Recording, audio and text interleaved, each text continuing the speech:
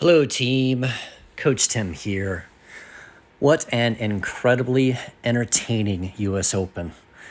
I don't feel like we ever really get that many opportunities to share that because far too frequently for me, the U.S. Open is about survival. And there was certainly all sorts of survival taking place yesterday, but it also was just flat out fantastic shot making, the ability to execute some world-class shots, and really just a different source of entertainment value. It reminded me a lot more, in all honesty, of the Masters than it did of a regular U.S. Open. And so congratulations to the USGA.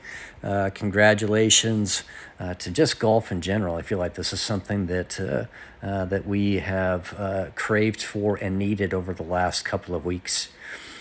And, I want to specifically talk about, of course, congratulations to Matt Fitzpatrick and all of the wonderful things that he has achieved over the last couple of weeks. Boy, being right there for his the PGA Championship right in the hunt.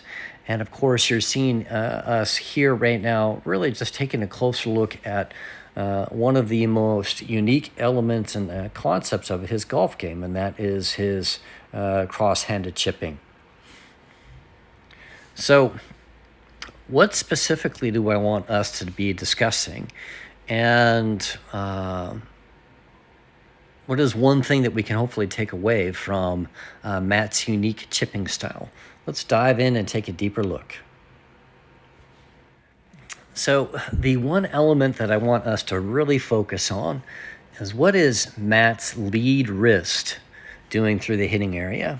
And, unfortunately, this is not a great clip, but you get to see something at the end of this strike and with the next clip here in another second about how Matt's lead wrist really works into extension incredibly early through the impact zone and afterwards.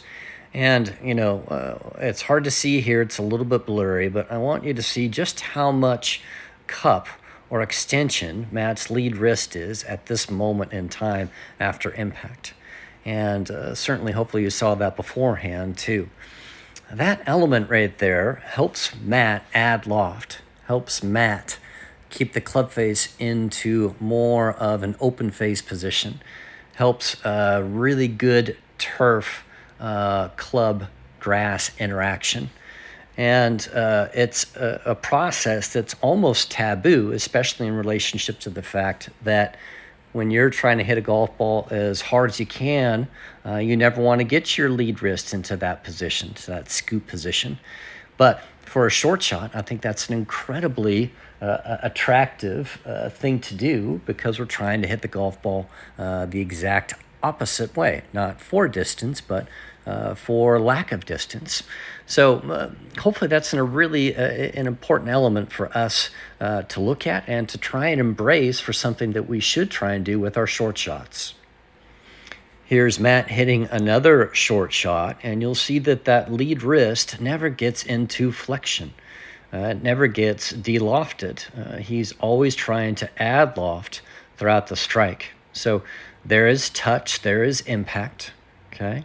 And look how that left wrist is always in a cupped or extended position, not into a flexed position, okay?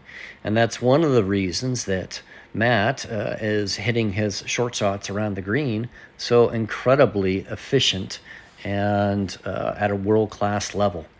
I thought it might be fun to take a look at another Matt Wolff, striking some form of a mid-iron and trying to hit the golf ball as hard as possible off the ground.